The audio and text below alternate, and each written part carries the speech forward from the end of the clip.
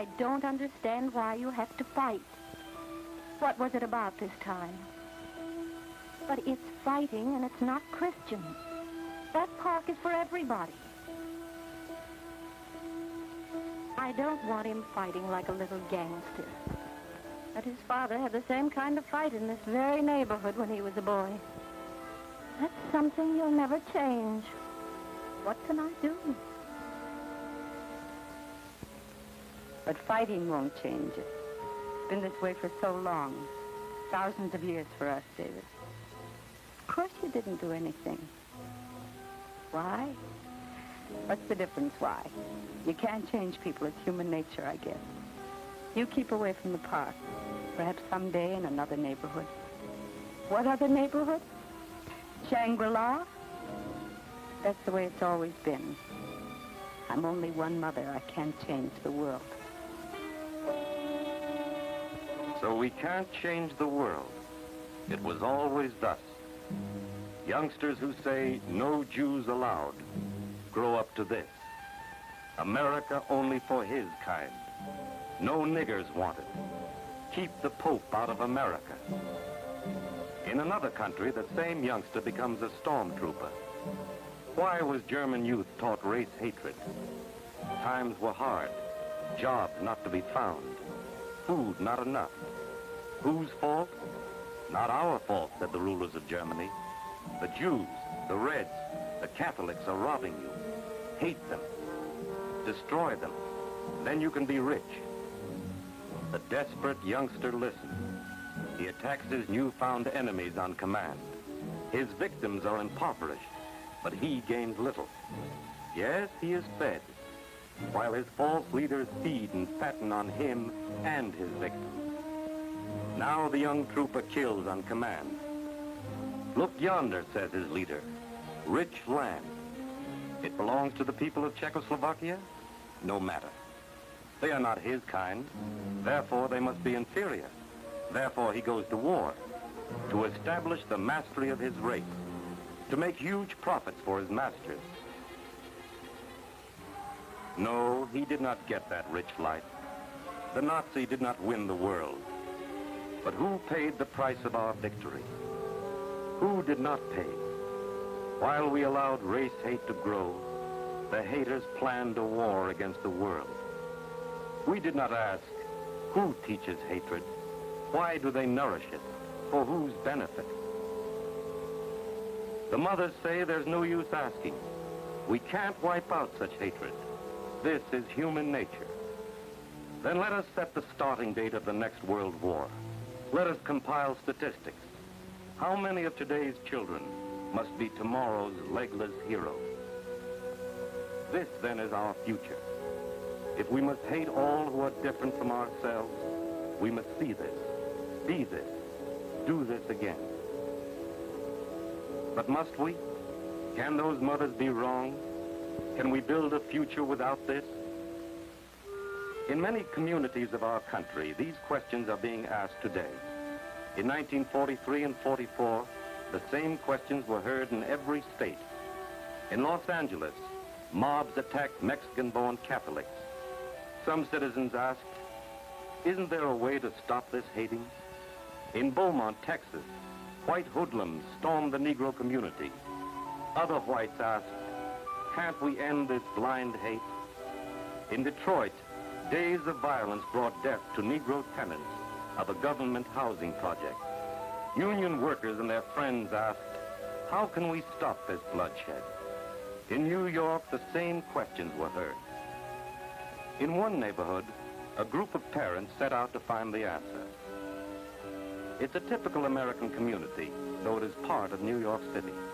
A neighborhood like yours, of rich and poor, and mostly in between.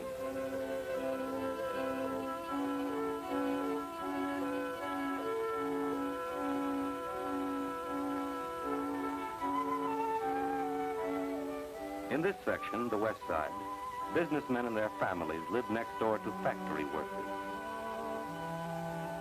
Some streets have been traditionally Jewish for years. Irish families live mainly on other streets.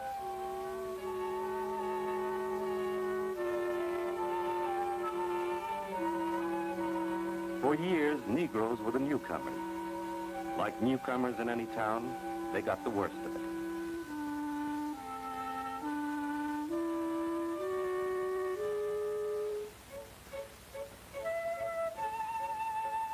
Now, families of Puerto Rican origin are the newest additions to the community. In 1943 and 44, the peddlers of race hate did a brisk business in this neighborhood. Many silently bore the lash of prejudice because, well, you can't change human nature. But in 1944, it was no longer a single mother, hopeless and alone. 150 cases of violence against Jewish school children in only 2 months. Gangs beating Negro children on the streets. Walking to school meant beatings, broken arms, bandaged heads. Juvenile delinquents became a commonplace in the courtroom. Wise jurists like Magistrate Anna Cross saw race hate as a source of street wars. She knew children learn this hate. They learn it from adults.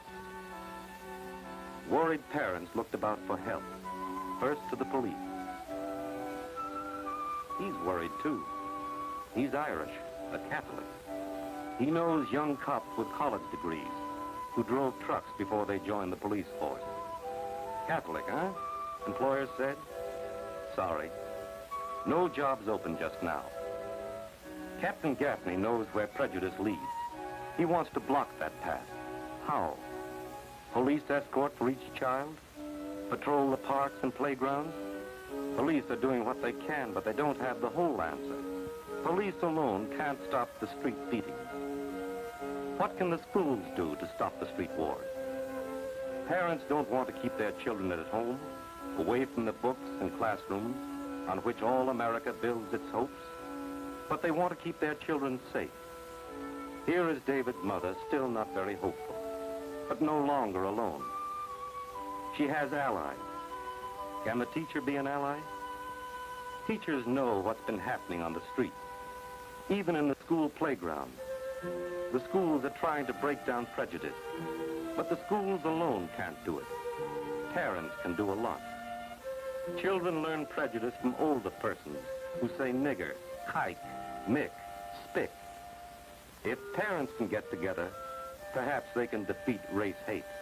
Teachers will help. But parents must learn to overcome their own prejudice. They have to learn to like the people they now hate, despise, make fun of.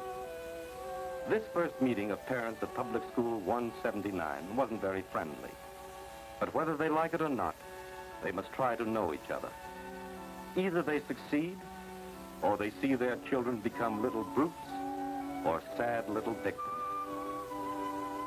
It isn't easy to sit next to the mother whose child attacks your child. No, she can't accept coffee from that mother. But they tried, managed a few friendly words, took the coffee, spoke of a plan to help them work together. They'll need help. They have police and teachers and parents. Who else? Who will help them find the way? They go to their churches. In this neighborhood, his people seem secure. But downtown, uptown, or in your town, his parishioners, like Captain Gaffney, know the humiliation of unearned hatred. Parents in Father Kennedy's church hate intolerance. They fear the spread of hoodlumism. Father Kennedy will join in whatever can be done. Count on him. He'll help. The Negro people know the lash and the rope. Discrimination is their daily bread. Still, they fought and bled for this imperfect democracy. They will fight now by the side of whoever wants peace and brotherhood. Dr. Howard will lend his strength. Call on him. The problem is not new to Rabbi Rosenblum. Too many of his people have suffered and died for no crime. Wherever prejudice is alive, the Jew is pushed toward death.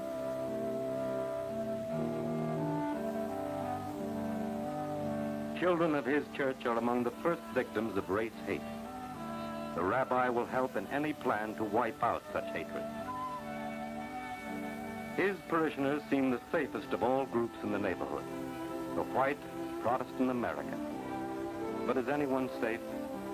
Who was a bystander in the war? Who will be out of reach in the next war? Not Dr. Farber's congregation. He'll join in the job of teaching brotherhood. Judge Cross lives in this community, lends a hand wherever she can help youth learn true democracy. In her courtroom, she sees the twin fruit of prejudice.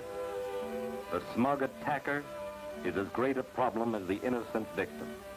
Yes, Judge Cross will help. Businessmen value the peace and security of their community. They'll stand by the parents and teachers, the police and jurists, the clergymen and civic leaders who want brotherhood in the place of hoodlumism and hatred. The Young Men's Christian Association understands the problem of prejudice. The YMCA and its local director, Frank Alexander, will join full strength in any community effort. Arthur Goldstein, West Side leader of B'nai B'rith, pledges the support of his organization. The Holy Name Society will cooperate. James Regan, district president of Holy Name, promises his support, his organization's strength. The American Jewish Congress will give every assistance. Murray Myerson, Congress leader in this community, will help develop a plan of action, help carry it out. The Council of Civic and Fraternal Organizations will support any project for racial unity. Heads of parent-teacher associations join in the swelling movement. Emily McCormick of the New York Public Library accepts a share of the work. All together agree on a program of recreation and educational activities for parents and children of all colors, religions, languages. Where can this program begin? Surely the schools of the neighborhood are the logical place. Miss Mary Dillon, principal of Joan of Arc Junior High School, agrees. Representatives of all the groups meet to shape their plan. They elect Dr. Adele Sikula, physician and civic leader, as chairman of their new united group. Now to work. Who will head the project? How will it be paid for? Will the Board of Education cooperate? The Board of Education could and would cooperate, but its funds are limited. The proposed program would need a director of wide experience, rich understanding, long professional training. That would mean more salary than the Board of Education pays to recreation directors. But the group would not give up its project. They voted to raise the money. Dr. Sikula was sure it could be done, right in their own neighborhood. Mothers from parent-teacher associations visited storekeepers and businessmen of the community. They found a ready response. Here's David's mother again, active and hopeful. She's forgotten that she can't change the world. All together, they raised the money to start their project. A full-time recreation director is installed at Joan of Arc School. Activities for children and parents begin every day at 3 and continue through 10 in the evening. Negro and white, Christian and Jewish, Protestant and Catholic girls make clothes for themselves and for children of war-torn countries. They don't speak of racial unity. They live it a little. Boys of every background, color, religion learn new skills and enjoy it together. A Puerto Rican youngster shares his tools with a boy whose gang used to terrorize a whole street. The embryo gangster has new interests. No time now for beating up kids with darker skins.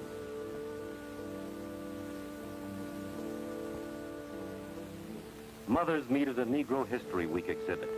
Hear a lecture on Negro life.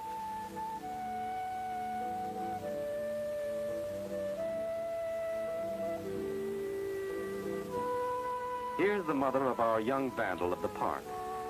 She's no longer sure things will never change. She has questions, but she's finding a few of the answers.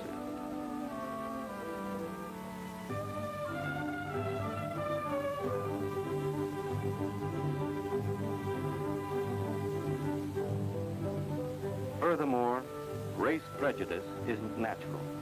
That is, children don't naturally have it. Children learn it from older people. Children naturally play happily together. older boys and girls use a converted check room for games. Here you don't ask your partner what church he attends. What's your game? Checkers? Okay, let's find a table. Students and parents play together in the orchestra.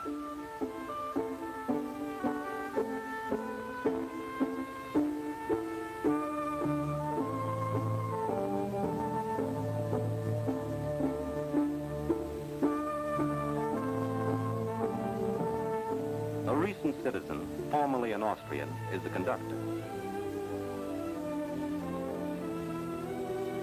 There's a uniformed piccolo player whose ancestors arrived here a few hundred years ago. The flutist beside him arrived here a few years back. His language is Spanish.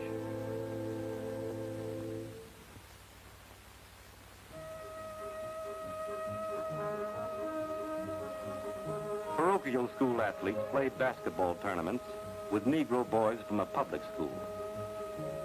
A YMCA team will play the winner of this game. Next week, a team of veterans plays a union team of factory workers.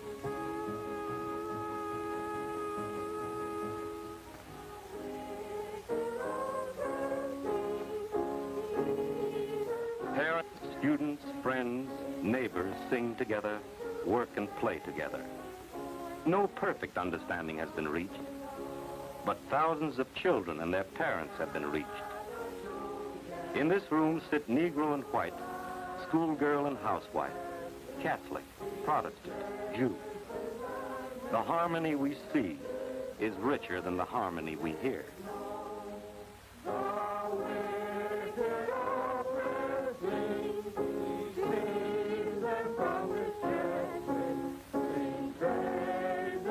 Their unity reaches outside this schoolroom, this building. Their unity lives. It spreads. Street wars have ended. In this community, juvenile delinquency has decreased and is still shrinking. They're learning to live together, to make brotherhood part of daily life. Friendliness as natural as milk for children.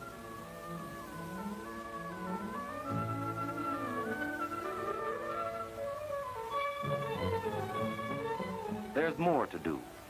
But what they've done, any parents can do, in any community. Parents can make racial unity a way toward better living for all of us. A way that children may learn from infancy, and parents may teach, along with love of peace and respect for fellow humans. They're doing it in many parts of the city. How is it in your town? Do you live near Freeport, Long Island? Then you know of the murder of 2 Negro soldiers. The reason?